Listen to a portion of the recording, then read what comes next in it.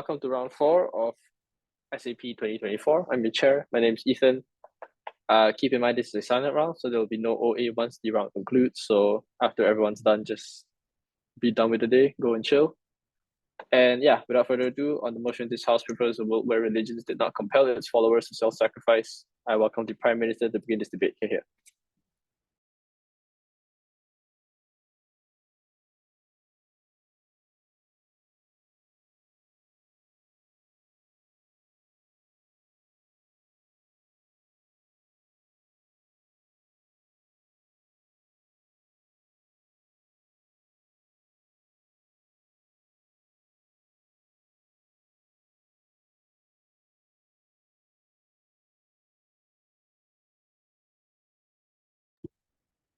Can we hear me?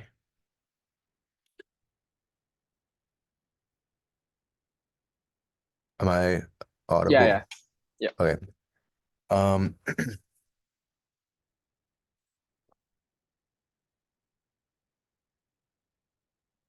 I'm a Muslim and I've gotten a lot of fulfillment from participating in things like Ramadan. But when I watch my sisters starve themselves, going hours and hours without food or water, I can't help but think that maybe this isn't the best way to achieve fulfillment. Firstly, on some definitions, I think that self-sacrifice is quite broad, and this is something that religious people and the average voter just know about. So yes, it includes things like donations. Yes, it includes things like martyrdom, but it also includes things like fasting, which in Islam is quite fungible. So for example, Muslims can donate a sum of money to make up for missed days fasting, so on and so forth. Firstly, on what the counterfactual looks like and how the world would have evolved absent this religious push towards self-sacrifice. I think number one, you still get a lot of emphasis on religious values and religiosity. So you likely get things like personal connection to God being emphasized above things like self-sacrifice, things like prayer, things like having faith, understanding the tenets of the religion, following those tenets and living your life with those religious values. Those are the types of things that will have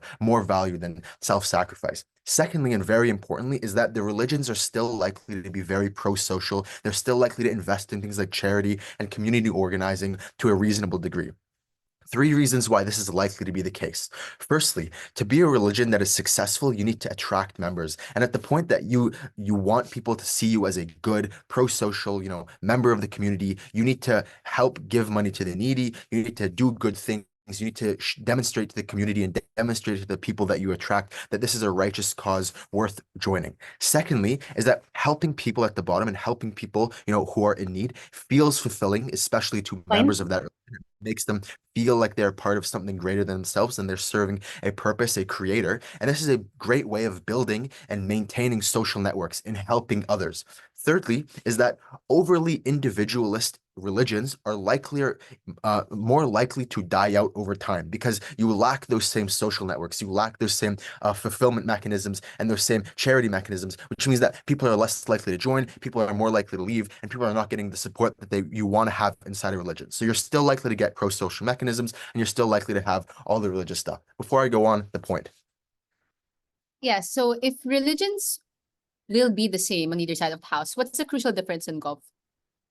Sure. So the crucial difference is that the emphasis is no longer placed on self-sacrifice. I think that was quite clear in the setup. On to the framing. Firstly, on the severe harms of self-sacrifice. I want to note firstly Ramadan, which billions of plus Muslims participate in yearly. From youth, they are trained to do this, to push themselves, to go for hours and hours and hours without food or water, and it's deeply, deeply uncomfortable. I just want to note the scale of this impact, right? People are often fasting from sunup to sundown. Sundown can be as late as 9 p.m. as it was in my youth. And this is something that can be deeply, deeply, frustrating. You have to go the entire day as a young child. It's difficult. It's hard. And it's something that you could probably achieve the same level of fulfillment with a much lower level of self-sacrifice.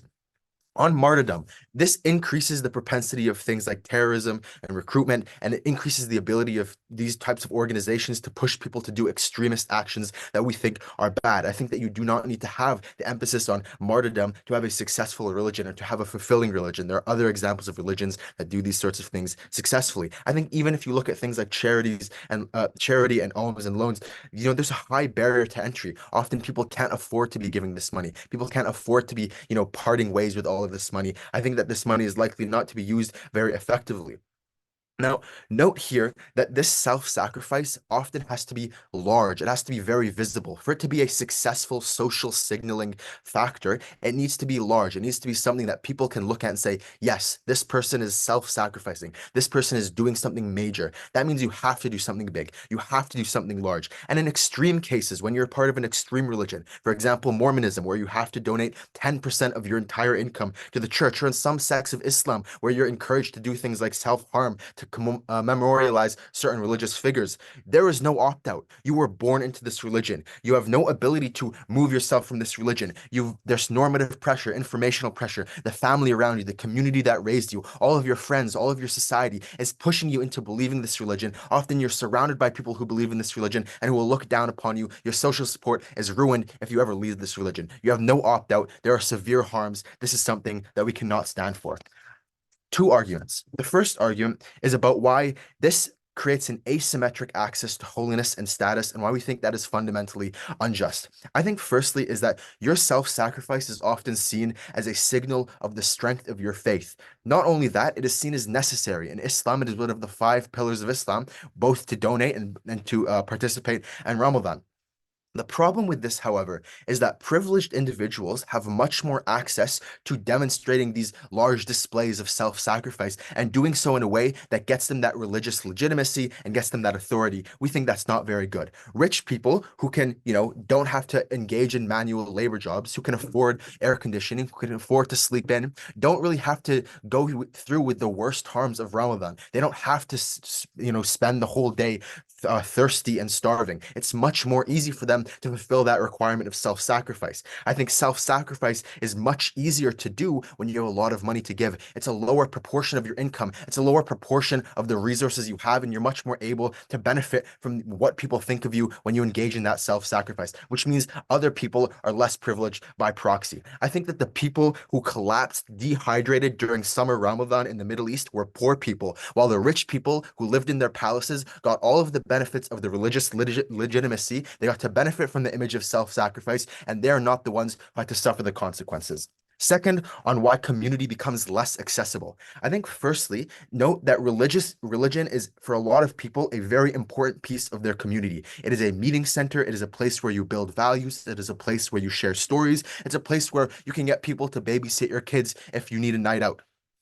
I think that we want to welcome people into these communities, but at the point that the barrier to entry to these communities is raised because you have to engage in costly self-sacrifice, it's raised to the point of pain, of financial degradation, even martyrdom in some instances. This is a bar that people are just unable to entry. Two impacts here. Firstly, is that the community just becomes less accessible to the vulnerable people who need that community the most, to the vulnerable people who can't afford to engage in these sorts of lavish self-sacrifices. These are the people who are most likely to be deprived of those communities, and I think that is regrettable. I think secondly is that even if you get to engage in this community, it comes at a cost. It comes at the judgment of you not doing enough. It comes at your kids engaging in things like starvation and dehydration, all for a purpose that I think can be achieved somewhere else. Very proud to propose.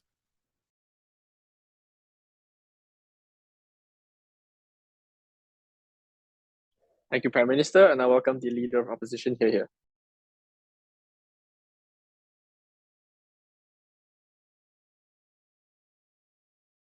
Hello. Wait. Just let me.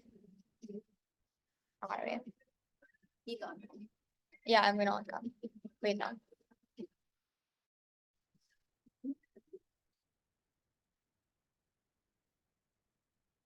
Okay. Starting in 3, 2. Wait. I'll uncome pala. POIs via voice. Starting in 3, 2, 1, go. Martyrs die not when their lives end, but when you remove the ability to find meaning in their sacrifice. The first thing I'm going to do in this debate is call out the government frame that is contradictory. So they say that religions want to do good, but they also say that they will misuse the money that people sacrifice for perverse incentives. Like, obviously, if they're going to debate that religions are going to have charities, etc., on their counterfactual, then we also have that on their side. The second thing I'm going to do is tell you why people are not going to sacrifice absent this compel compelling narrative, especially for people that are more privileged that don't have to sacrifice. That don't have to sacrifice. The first is on selfish incentives. So it's the fact that oftentimes you have to sacrifice time, you have to sacrifice money. These are things that if you do not have to do and you do not have a compelling reason to do so, that you will simply not opt in. This is a rejection of the government frame that religions will give will have charities regardless, right? Because you need people to sacrifice in order to create charity. You need doctors in the third world to move to poorer countries because self-sacrifice is seen as good and something that is inherently meaningful. So no, churches will not have charities on their world. They have to defend a counterfactual where that doesn't exist. But secondly, oftentimes the communities benefiting from religious charities are people that are ostracized from society, that society does not find value in. Things like Youth for Christ, for example, holding literacy lessons in prisons, donating clothes to the homeless. Oftentimes people like prisoners, people like the poor, homeless people, they are not people that are prioritized by the state, and they are not people that the majority of citizens view as valuable, and therefore there's a need for a countervailing narrative against the selfish incentives of people and against the discriminatory nature of how society is set up in order to get the benefits for these marginalized groups. Two arguments then. The first is I'm going to prove why self-sacrifice is good. The second, I'll say why we make religion better on our side. The first argument then on why self-sacrifice is good. The first layer is obviously it creates many utilitarian benefits, right? So the biggest charities in the world, for example, are religious in nature. It is religious foundations that build hospitals and homes in third world countries. It is people born out of privilege that transfer their wealth to people in developing countries, to homeless people, to people that are in prison, for example, that do not have the right to vote or do not have the right to an education. It's okay if rich people do it because poor people get food on the table. But secondly, we give value to people who will have to self-sacrifice regardless. And this is independent of the frame of whether or not rich people will self-sacrifice. We think that in some instances, there are people who will have to opt into sacrifice that do not find meaning in that sacrifice because they are not compelled to do so.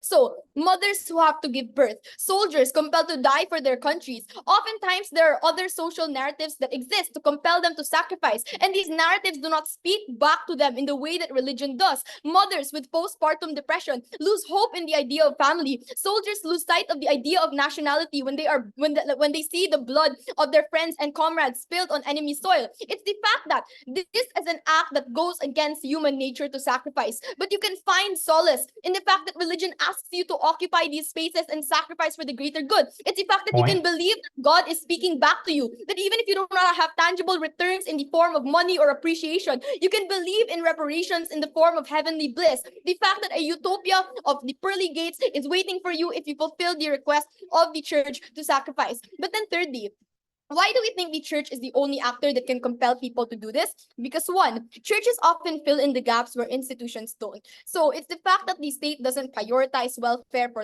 low-income individuals because poor people don't pay taxes, but churches want poor people to become religious. But secondly, it's because sacrifice is so painful that oftentimes, even if there are physical and tangible benefits, that money isn't enough. Social benefits are not enough. And therefore, there's a need for the idea of a higher being to hold people to account. The idea that there is a God waiting for them to punish them if they do not sacrifice, and therefore that's what makes people accountable to themselves and to the people around them. Before I get on to religion's point, do you think it's bad that we tell people in suffering that their suffering is actually necessary and part of God's plan rather than a fundamental injustice that we should resolve? Yeah, so there's going to be suffering regardless. You don't fix the world and magically make it go away on our side, on your side.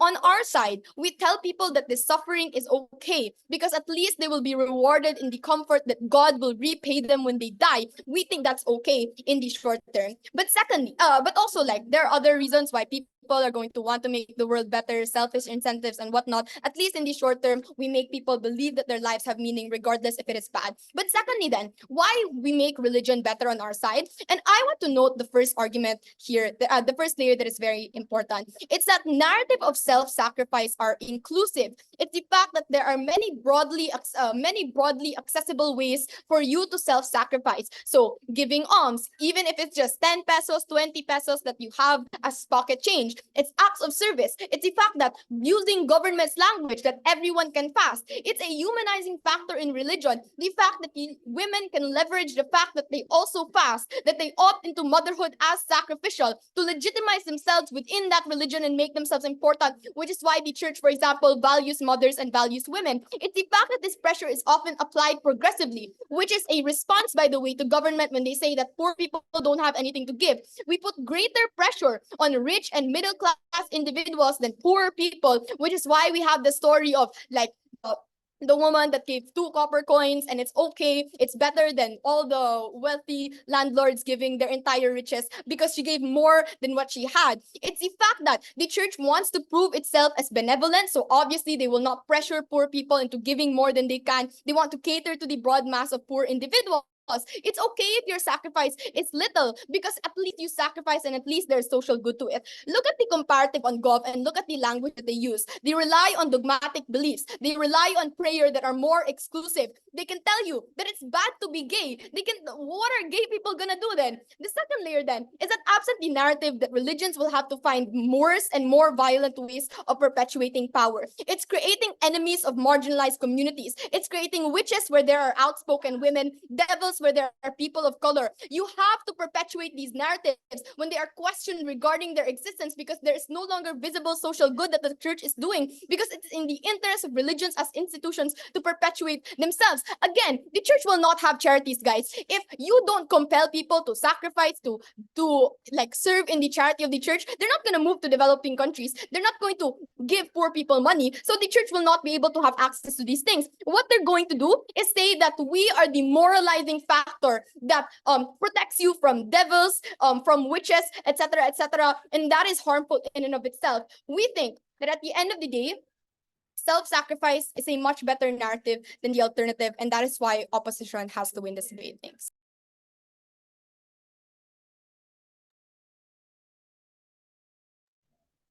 Thank you, Leader of Okay. Opposition, and I welcome the Deputy Prime Minister. And I can hear you. So. Excellent, fantastic. So type your POIs in the chat, please. I will do my best to ask for one explicitly, but other than that, let me jump in.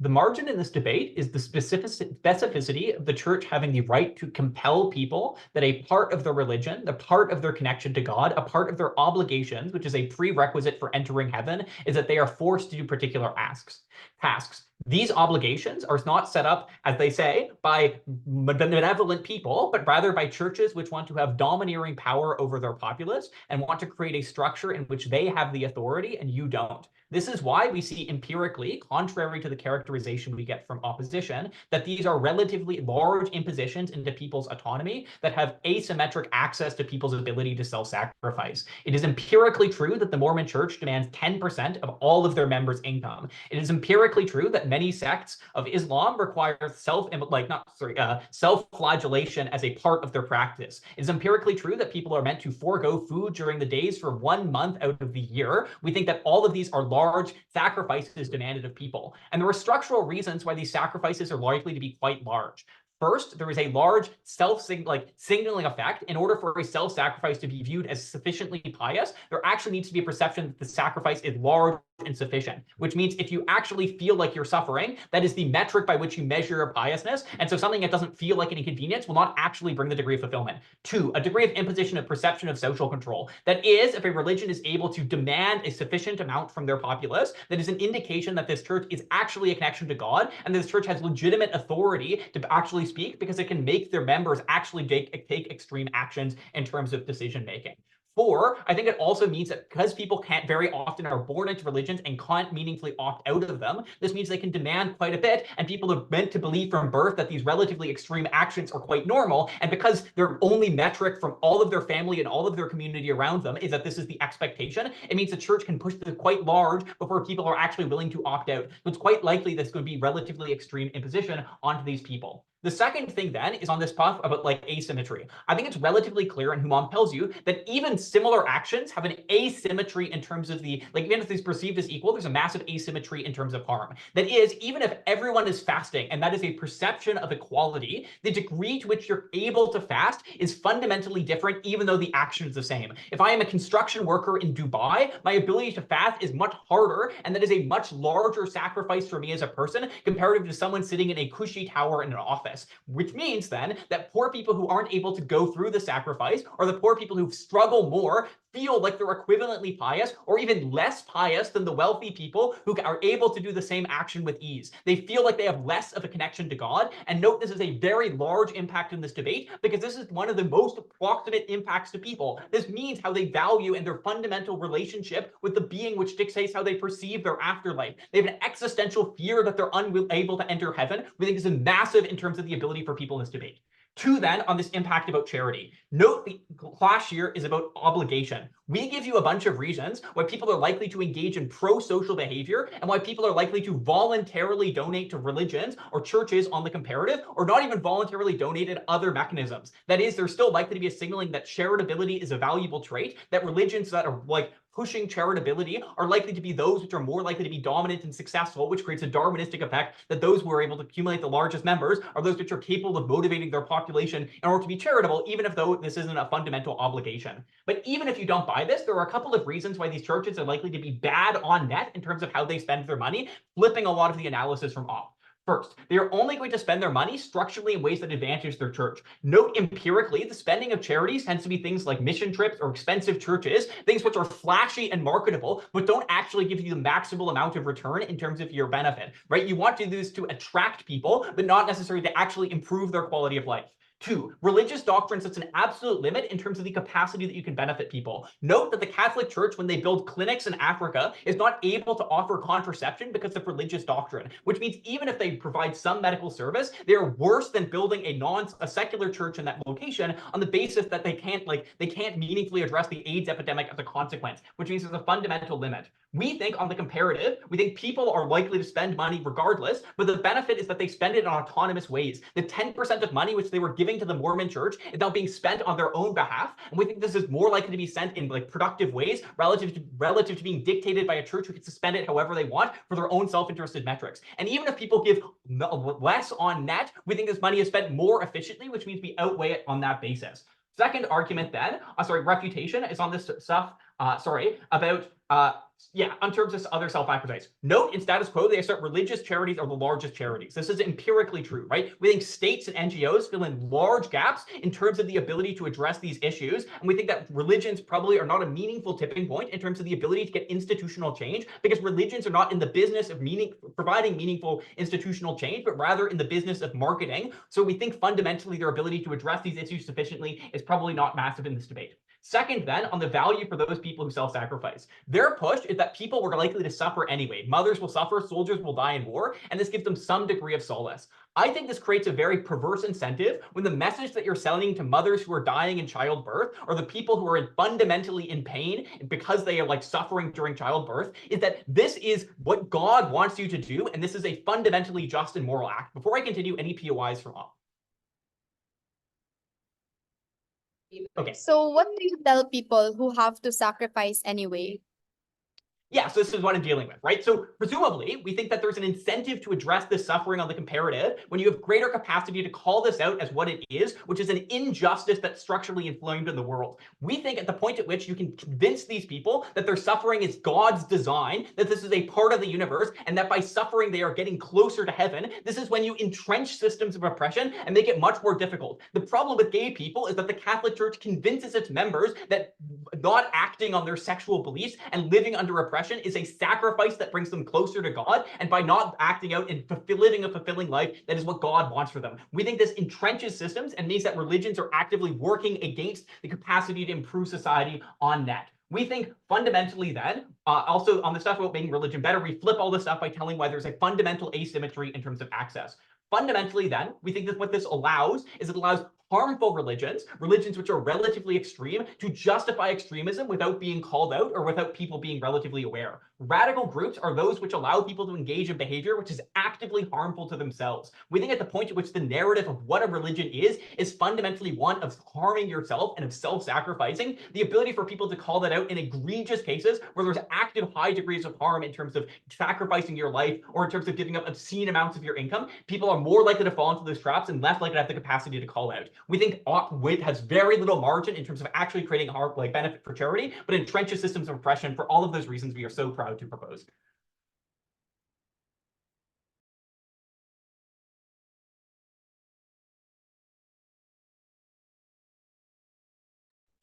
Thank you, Deputy Prime Minister, and I welcome the Deputy Leader of Opposition.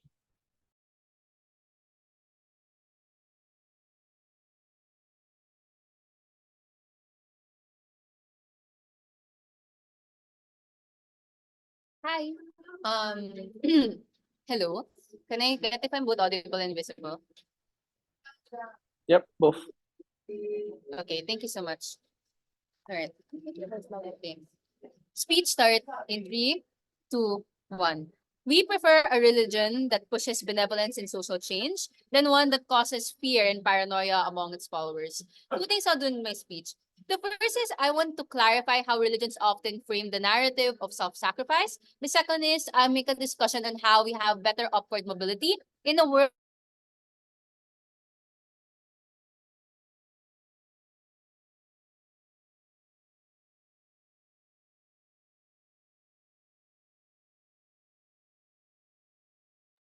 Yeah, I think they cut off. I'll just restart it for them which have since social good without a mechanism to do so. How are you able to have the yellow. money? Sorry.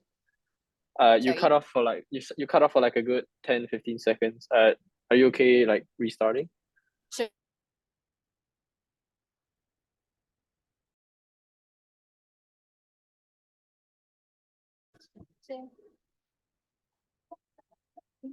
Yeah, whenever you're ready. Hi. Can I take my cake and eat it? Sorry. Can I sorry, can you sorry, can I sorry, can I clarify if I'm audible and visible? Oh my god, this is being recorded now.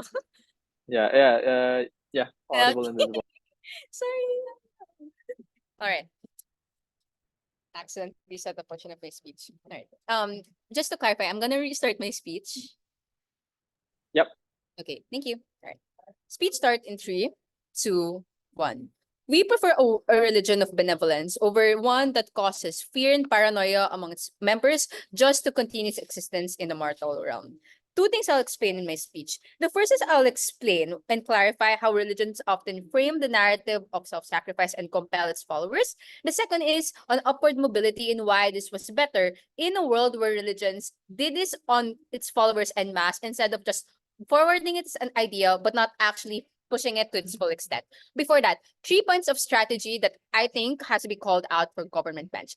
The first is, I think government bench can't take their cake and eat it too. They can't say that religions are able to forward social good without the mechanism that compels people to give to alms and to have volunteers. Or else, their benefit is significantly much less. Because we explained coming to Chelsea that inherently, people have an incentive to be selfish, but secondly, people often don't have a compelling reason to help people in the fringes of society, such as poor people, people in prisons, marginalized individuals, for the reason that they're either others in the community or those that don't actually benefit your self-interest. The second thing, I think that their qualm that this has to be debate about legitimacy is not only asserted, but this is just in opposition to the existence of religion in general, especially if your counterfactual is literally that it's okay for churches to push forward certain ideology through things like faith and prayer and existence of God, but not into doing things like alms-giving, giving it to charity and so on. I would say that the counterfactual is worse because not only do you still have the harms of like churches being discriminatory towards the gays and the women,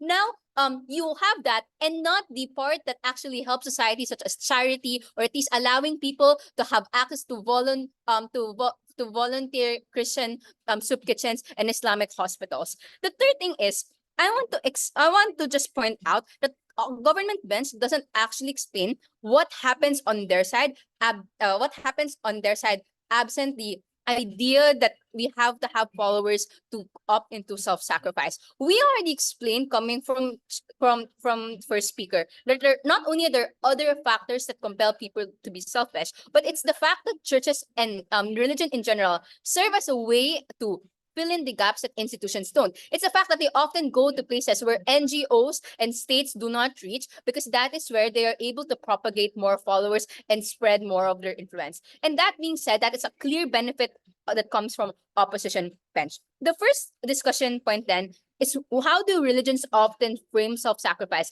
and why it's not as notorious as government, as pernicious as government asserts to you. The first is, it's often not targeted towards the poor and the marginalized, because not only do they not have the means, but it's the fact that since religions often have an emphasis on the spiritual self and a de-emphasis on material needs, means that the poor is already favored in terms of the social hierarchy. So it's wrong for government to assert that it is the poor people that are not able to have access to spirituality. They're already at the presence of spirituality. So oftentimes, this narrative of self-sacrifice is leveraged against those who are privileged and those who have the means but are not spiritual enough. And that is why it's actually a good thing. Good thing, because we are able to democratize spirituality, because not just those who are currently suffering, but those who actually have material wealth that are not suffering, but wish to have a spiritual connection with God. Secondly, religions often compete. So I just want to gut check their matter, right? The Mormon Church only has around 20 million followers, but there's 2 billion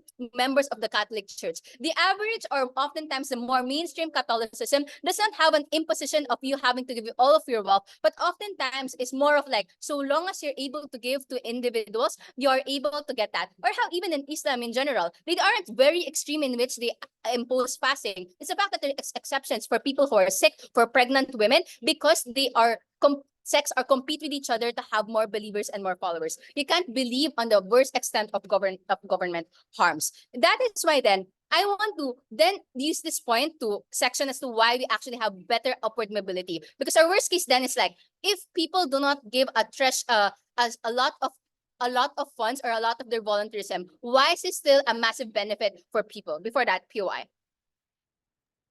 In the Middle East, religious leaders are part of the aristocracy. They perpetuate narratives that legitimize the power imbalances. You don't need to encourage self-sacrifice to give people a way out of their suffering. They're still going to believe their loved ones go to heaven. It's only your side that actively encourages the suffering that we think is so reprehensible.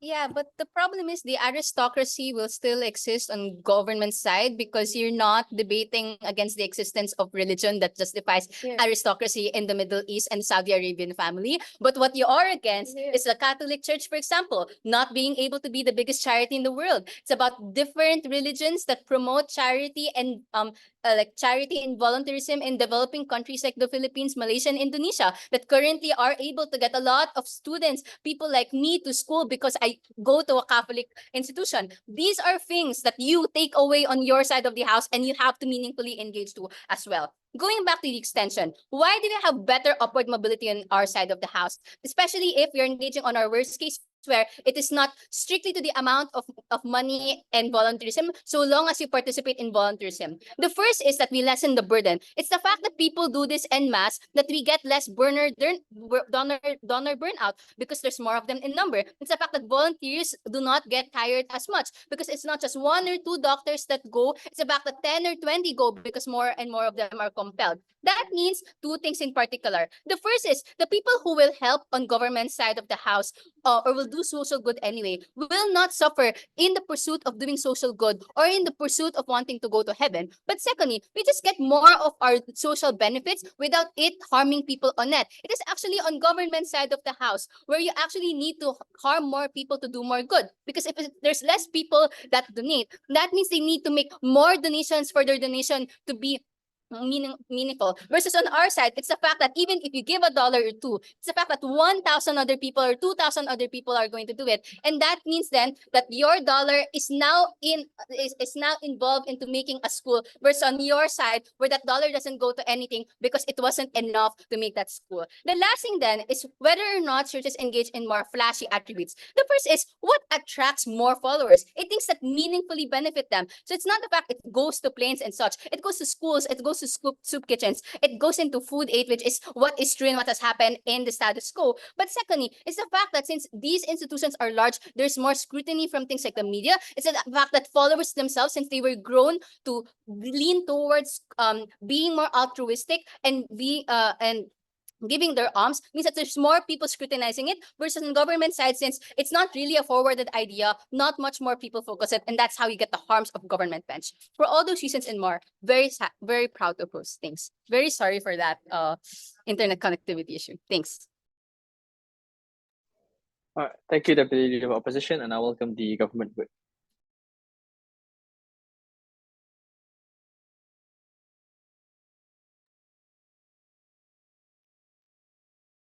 I'll take a few eyes in chat, please.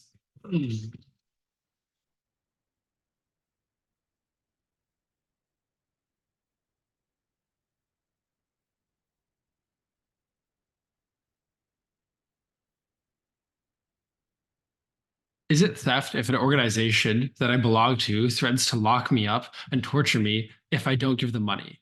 Obviously. Now, to the extent that in the status quo, churches literally say that you will go to hell, so not only will you be tortured, but you'll be tortured for eternity if you fail to give the requisite amount of money, if you fail to make the requisite sacrifice. This is literally theft, right? I think that when you're at the threat of hellfire, being forced to give money, it is highly unjustified. It is a deep violation of individual rights and individual autonomy, and it is highly wrong. 3 reasons why I think that the op characterization that this is going to be fairly minimal sacrifice is wrong. First of all, they say that you have this incentive to not alienate people, but note that we already give you reasons why it is relatively difficult to leave a religion once you're born in it. For example, we tell you that you have family in that religion, you have cultural connections with that religion, and you believe deeply in the religion. The implication of this on the round is then this. One, I think it is plausible that when you're initially attracting people to religion, you're going to relatively lower and be looser about the requirements for self-sacrifice. But once you have a family embedded in a religion in the church, the church has the incentive to increase the amount of power that they have over the family, increase the amount of money that they can extract from the family, increase the amount of piety that the elites have by donating and then requiring that other people donate a lot. And I think the net result of this is that there's actually a very strong incentive to make these types of requirements very high in order to show serious commitment to religion. And I think that at the point at which people are no longer able to leave, none of ops mechanization as to why these are likely to be reasonable attains. Additionally, I think that all of their mechanization about how it forces the rich to donate falls at the point at which you realize that churches are not democracies. The average person doesn't have a vote. The people who are embedded in these religions, especially if you look at countries like Saudi Arabia, Iran, are literally the elite economically and politically. So it is highly unlikely that those are the people who are setting policies that are somehow going to force them to pay out a bunch of money. Rather, I think that the vast majority of cases, this is used as a weapon against and a cudgel against less advantaged people to show that you are less pious, you are less deserving of love, and you are less deserving of salvation to the extent that you are unable to meet these economic requirements. Note that I think that there are sure some cases, like in the case of pregnant women or something, where you're going to make some exceptions, but I think in the vast majority of cases, it's just not worth religion's while to make an exception for every poor person. And I think so the net result is that oftentimes the way that the religion is portrayed is quite exclusionary to those who don't have the economic ability to donate 10% or 2.5% for zakat. Also, the off claim that you could just donate $1 or $2 is crazy. This is an obligation. The entire point of the obligation is there's a minimum amount. The minimum amount is often quite high in the case of Mormonism, but even in the case of Islam, which is the second most populous religion in the world, is 2.5%. That's relatively substantial if you're somebody who's struggling to get by in the world. Okay, then I'm going to be explaining a few points of clash in this debate. First of all, let's just explain why we clearly win the charity clash. Let's explain why there's stuff about donations and fulfillment doesn't work. And then lastly, let's explain the weighing about why we think that the violation of autonomy and rights of the individual members of the religion is so bad. First of all, let's address the alleged case tension about charity. I think that it's quite clear what our push is. That it is true that religions have an incentive to engage in charity because that charity allows them to recruit new members because they can get involved in new communities and have a positive impression.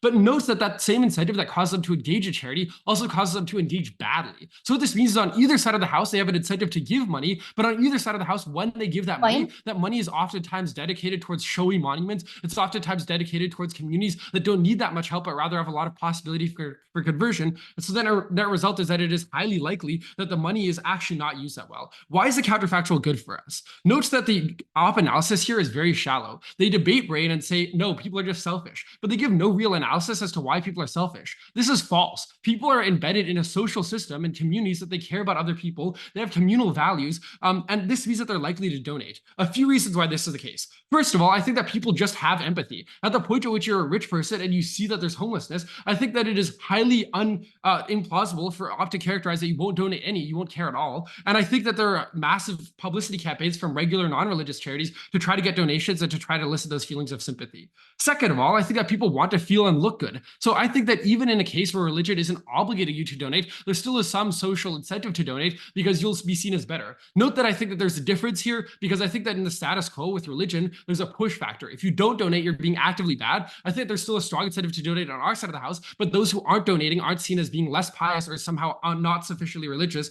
So I think that that's much better, but I think you still have this incentive to donate. Third of all, I think that you're more likely to recognize injustice on our side of the house. Why is that? Because to the extent that the religions could just say that suffering is part of existence, that God has ordained, it means that it is less likely for the average person to think that it is their job to go out in the world and donate money to alleviate that suffering. On the counterfactual, when suffering is not something that is God has willed, but rather an unfortunate reality, then people are more likely to do things like want to alleviate suffering, and so the rich are actually more likely to donate. Lastly, I think that churches are still likely to encourage this. The analysis that came all the way out in PM and still hasn't been responded to is that churches that are more communal are more likely to survive trials and tribulations. So over the long course of history, churches that are the most communal and give the most are most likely to be selected, even if that giving is, as on the outside of the house, not going to be in a very coercive way. Lastly, I think that there's just a direct trade-off with the way that people give to churches and don't. So in the status quo, they give to churches, but I think that that gives them moral license to not donate elsewhere because they tell themselves, I've already donated 5% or 10% of my income. I think on our side of the house, if they don't donate to the church, they probably donate elsewhere to private charities and other organizations because they still feel this moral requirement. They just don't feel that the church has fulfilled them. I'll explain why this is much better, but first I'll take the POI. Hello. So, one, why are you building a WIP? Two, like you said, private charities can't compel you to give, but religions can, and that's why our benefit's exclusive. Yeah, so first of all, I already explained that there's a strong incentive to give, so I don't think compelling is necessary to the extent that I've already explained much better than I think you have how human psychology engages with communal sentiments and makes people want to give. Also, just illustration is not constructive. I think you should check your notes. Okay, lastly, let's explain why we think that the charities are especially ineffective and why the charities that we get on our side of the house are better. I think we already tell you that like in many cases, they're just flashy, there are limitations based on theology. I think additionally, churches have a strong incentive to work with other church groups, even when those church groups aren't the most effective. This means that you go to like other church hospitals, even when those probably aren't the most effective hospitals or the most effective nurses. But lastly, I think there's an active displacement of other charity organizations. So to the extent that local governments work with churches, they have less capacity to work with other private charities. And this means that since those churches are less effective and more exclusionary, for example, they won't allow homosexual people in, I think that that's probably actively worse to the extent that the money doesn't go to other charities, but also governments don't work with other charities. Lastly, some extraneous class stuff about like fulfillment from donations. Look, I think people can feel fulfilled either way. Filling gaps, I think other charities have strong incentive to fill gaps. Also, the church displaces other groups. I think that they say that like the counterfactuals other people can't engage. Look, I think piety and like being a good person is far more easier to engage with than financial donations. That's very likely because, as I explained, churches have an incentive to be pious. On weighing, I just think that the most important thing is that the actual members of the church aren't actively taken advantage of, and that happens on op, sorry.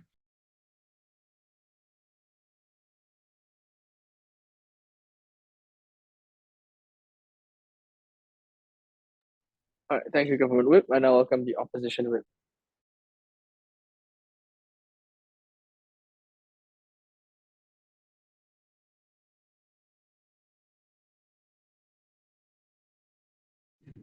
Hi, I think my teammates dropped from the call. They might be having internet problems. I'm currently communicating with them right now. Yep, no problem.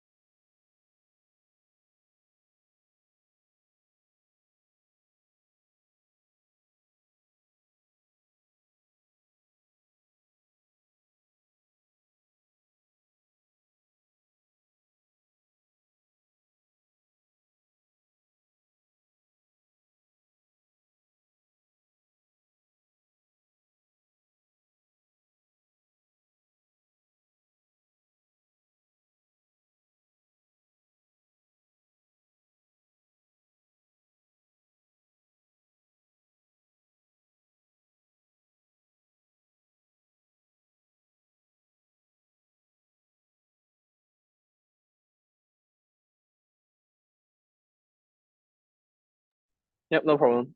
Just get started whenever you guys are all set up.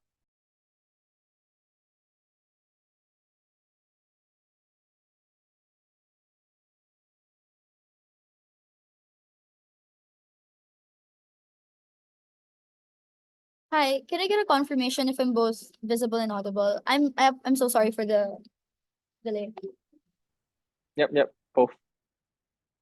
Thank you. I apologize. I'll be taking POIs in chat. As much as possible, I'll be the one asking for it, so no need to badger.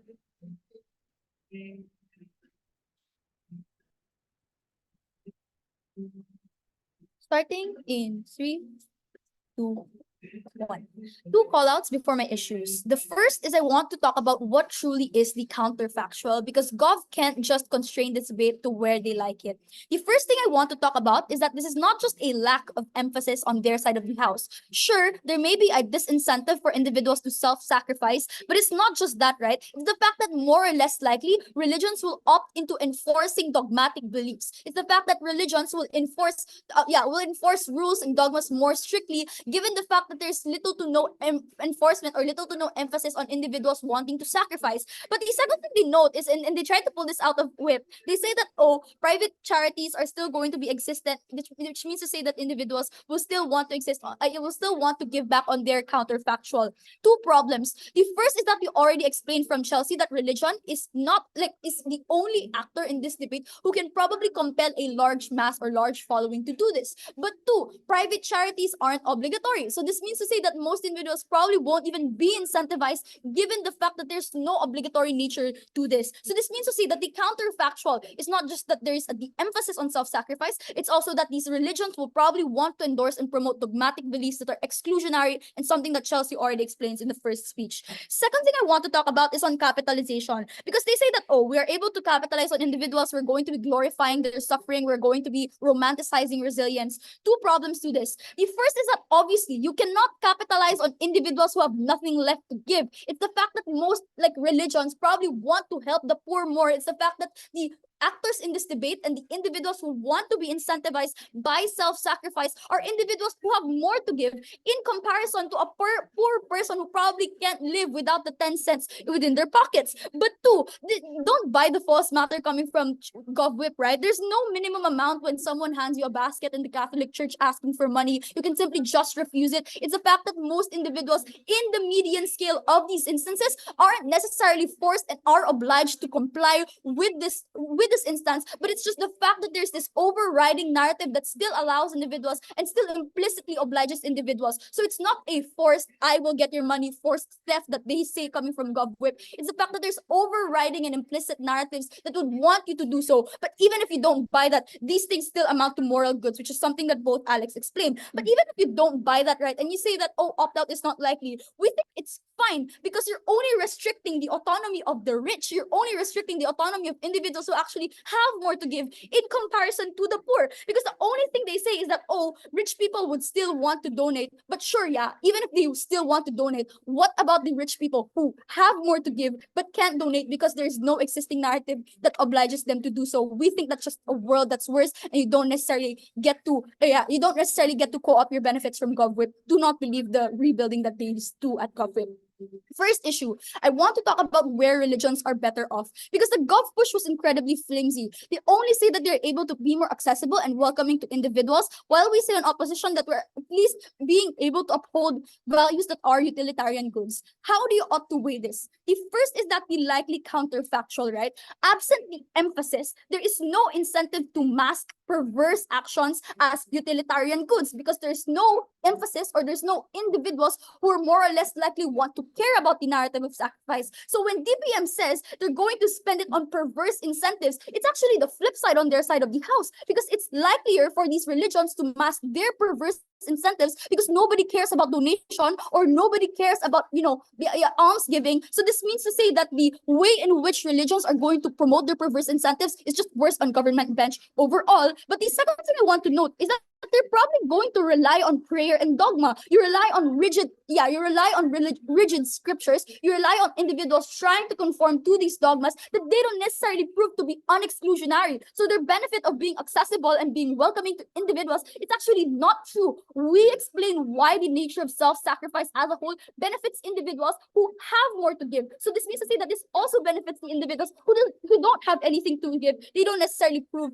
a mitigatory benefit to that. The second point of weighing is on followers. So this is where I want to insert the charity discussion. Because how does charity gain following? And this is an important response to government whip.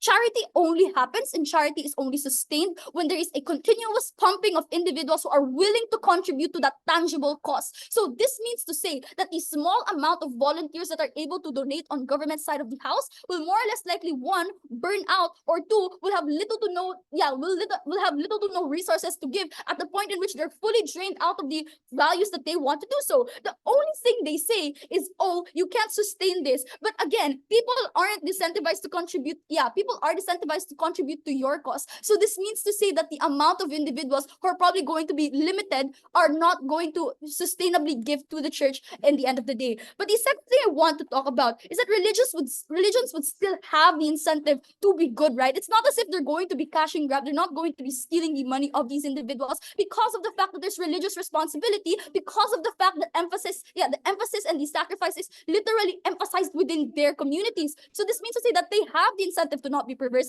They have the incentive to be good individuals and to be good actors. Before my second issue, sure, POI. Yeah, so non-religious people donate billions of dollars a year. States and NGOs donate billions of dollars a year despite having no religious obligation. And religions which don't require obligatory almsgiving like Anglicanism also have members donate billions of dollars a year. It's deeply unclear why obligation is the tipping point for people to donate in the first place.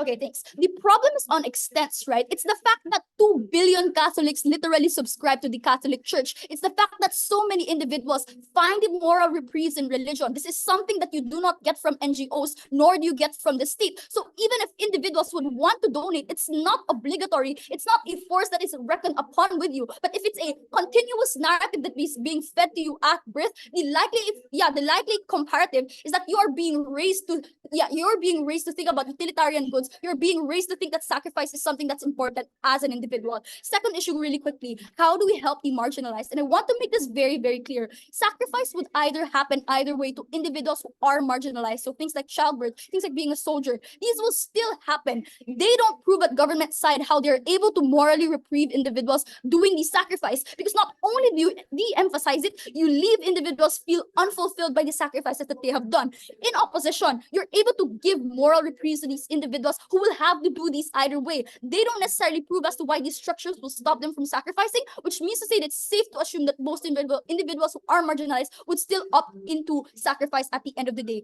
We at least give them that moral reprieve that individuals really need. At the end of the speech, I've proven to you two clear things. The first is that religions are just better off with this narrative and this pre-existing emphasis. But the second is we're able to help the most marginalized insofar it's an utilitarian good, but it's also that the individuals who will actively choose to be sacrificial lambs because of the system will still find moral reprieves doing it. All of those being said, oppose, opt-in.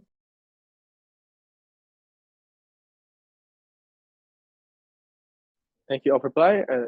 Thank you, opposition whip, and I welcome reply.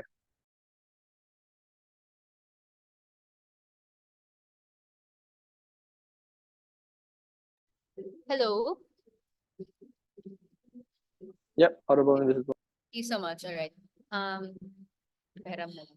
Okay, speech start in 3, 2, 1. Religion is among the largest charities in the world. Without a narrative that compels everyone that self-sacrifice and charity is a must, you lose out on millions of dollars that help the poorest of the poor and those who are in the fringes of society. 2 things I'll do in this speech. The first is on the discussion of sacrifice and social good. The second is on the counterfactual of government and why religions become worse. 2 things though that I need to note on strategy. The first is this debate has to exist in a world of what has happened. So government has to contend with the fact that a lot of the things that we factually said, that the average religion doesn't exorbitantly tell you to donate a lot, but just that you have to donate. It's the fact that not all religions are extremists. We also give structural reasons as to why the extremist religions probably die out, and they also agree to this in the first speaker. And secondly, a lot of their argumentation is just against the existence of religion in general. Like if you have a problem of religions making it obligatory to do certain things or believe in certain ideologies and beliefs, on your side, you're still defending the existence of religion and the fact that they will impose certain beliefs and dogma against you. What we explain coming from opposition is that if they will tell you to believe in a God and they will tell you that hell exists, it might as well be one where you give $1 to one that is hungry to actually serve and volunteer in hospitals and soup kitchens because it helps people in general. The first thing I want to explain then is on sacrifice and social good. First thing, will people give? They, one, have reasons given at GovWhip, which you can't credit because we can't respond to them properly. But secondly, we'll engage on empathy. One is, we explained coming from first, which there's no response on second speaker, the incentives for people to not be generous. It's the fact that they're selfish. Oftentimes, poor people and people in prison and marginalized individuals are stigmatized in society. Oftentimes, you don't want to help unless it actually does help you. But thirdly, even if you don't believe the responses, we provided another benefit, which is that you lessen the burden to make charity successful for the people that will give to charity anyway. And this is how we are able to flip their benefit. If there are some people that will give to charities and NGOs, it's a fact that they don't have to get burned out. It's a fact that they don't have to sell as much money because so many other people are participating into it. And that's why we win even on their best case. But they don't engage on our moderate case, which is that you lose a lot of that money, you face donor burnout, and the fact that people just get tired and suffer more in general. The second thing then is on autonomy. And note how we are just okay with trading off this particular benefit, right? Like, we're not sure why lessening the autonomy of rich people is like bad if it means that we ensure the survival of the unfortunate. Like, sure, you lose out a couple of dollars, but a couple of dollars is literally life or death for a poor person that is not able to get food on the table. They said that there's some people that will give money, but the fact of the matter is that there's just so many people in the world that need this money, and that's why having as much is needed. But the third thing is, will this money be used properly, or will they just go to monuments or be wasted in corruption? The first is, we have to assume the context is the same on both sides. If religions are in need of followers, they will use this properly. Secondly, we explained that competition between religions exists. But lastly, it's the fact that there are more people that are engaging into this, and that's why they scrutinize this more compared to government, where not much people care as much because they don't participate in it. And that's why the accountability doesn't work on government, but it works on our side as well. The last thing is, we explained just quite trivially, you're probably more compelled to believe in a church that gives you food than one that gives you a monument. And that's why we get more of our benefits and not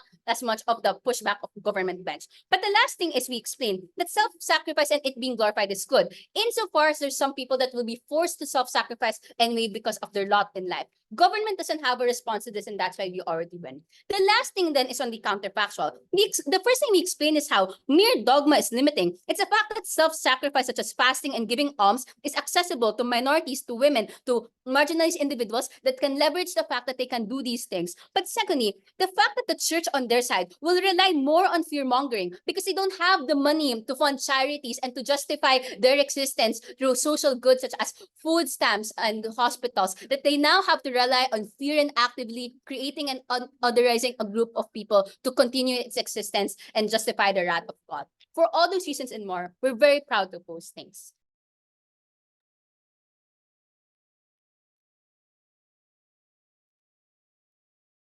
All right, thank you. I'll reply, and to conclude this debate, Gov reply.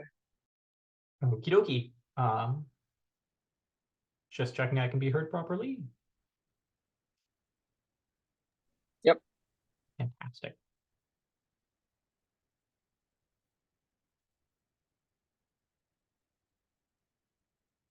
Op has a really strange definition of compel in this debate that does not engage with what we characterize this debate as, coming from government, first government and second government. They seem really obsessed about responding with third government, but they don't respond to the first two.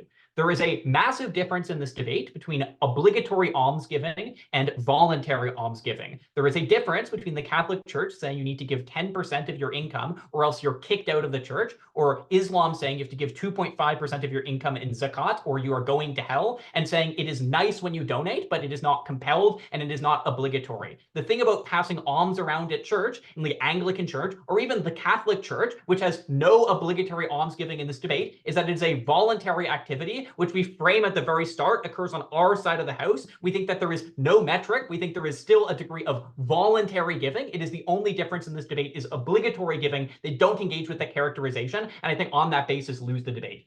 First, on donations and charities. They say religions compete and therefore they want to spend money well. Most people, religions don't compete because religion is predetermined based on where you're born. Most people don't opt out of their religion and they have very little ability to challenge the basis of the religion because their family will ostracize them if they leave or criticize the religion on any basis. One, the decrease in donations is relatively small. People still want to signal out generosity and kindness. We tell you why these are values that the church still pushes, but this is supererogatory rather than obligatory or compelled in this debate. Two, people want to be involved in the community. They want people around them who they care about to be off well. People are not super selfish, that the people they go to church with, their friends and their family and their loved ones, the people who are members of their community, they want to help. So if they see someone who's suffering, who maybe needs a bill paid, people still pay those, even if it's not obligatory. It's still a kindness because you care about those people. I don't know if op is just incredibly selfish themselves, but I think this is just how most people exist within communities that still exist. Two, people want to go to heaven, right? So there's a degree of voluntary giving, which still makes you perceived as a good person. It gives you social capital, so the margin to which people still give is relatively symmetric. Thirdly, we think just it's empirically true that secular individuals donate quite a bit and they don't engage with this at all, right? We think that people from the West donate immense amounts of money, and we also think that governments have structural incentives to invest immense amounts of money in charity. So the degree of loss of income in charity in this debate is wholly unclear, especially given the characterization they rely on. And Catholicism is one that has voluntary almsgiving in this debate. I think it's just deeply absurd. But two, we think charities like religions just spend this money poorly, right? We say that there is a ceiling in terms of how you spend that money. So if you build a clinic, these clinics are not going to serve gay people and they're not going to like pass out condoms, and so AIDS gets spread in the communities. We think schools are likely to teach anti-gay rhetoric, and the problem of relying so heavily on religious schools is that religions lobby to prevent other charities from operating, specifically because they recruit on the basis of these charities, right? So if you go to they want the only hospital in this village to be a Catholic hospital, because if the government builds a hospital, then they're not having the same degree of recruitment, which means then that you actually trade off the ability of NGOs and better hospitals to exist in those places on the alternative, which means your charities are actively worse and harm more people on that basis. We think that is probably also bad, given NGOs have the massive capacity to operate. The reason they don't operate in those smaller communities is because they're displaced by the Catholic Church. This happens all the time in the Philippines, where the Catholic Church literally lobbies the government to prevent other people from operating, given the political influence that they have. Second, on fixing society, they say people who suffer feel better. I think it is better to acknowledge that someone's suffering is unjust and seek to resolve that injustice rather than to gaslight them that their suffering is the way of the universe and it is their path to heaven and it is God's plan for them. We think you actually structurally limit people's ability to acknowledge injustice and resolve it when the basis of their entrance to heaven is based on the God's will that this is what's necessary and this is a pious action. We think that is actually harms injustice and gives these people less legitimacy and less ability to have like solace for their suffering, because you don't solve the suffering on their side versus we have some path to solve it on our side because people are politically aware and acknowledge it. Finally, on personal connection to God, they never engage with the asymmetric basis of this debate. Actions are flat, but the capacity to which people can engage in them is asymmetric. Fasting is a flat action, and note, charity is not the largest version of sacrifice. Fasting and actions like that are the largest, and we think that this leads to people feeling they have less connection to God than their wealthier counterparts, and they feel like they're going to hell, and they live in that existential fear for the rest of their life. For all of those reasons, we are so proud to propose vote side proposition. All right. Thanks everyone for what was a wonderful debate. I invite both sides to cross the floor, shake hands, and congratulations. You're all done with day one of SAP. So yeah, please leave the room whenever you want.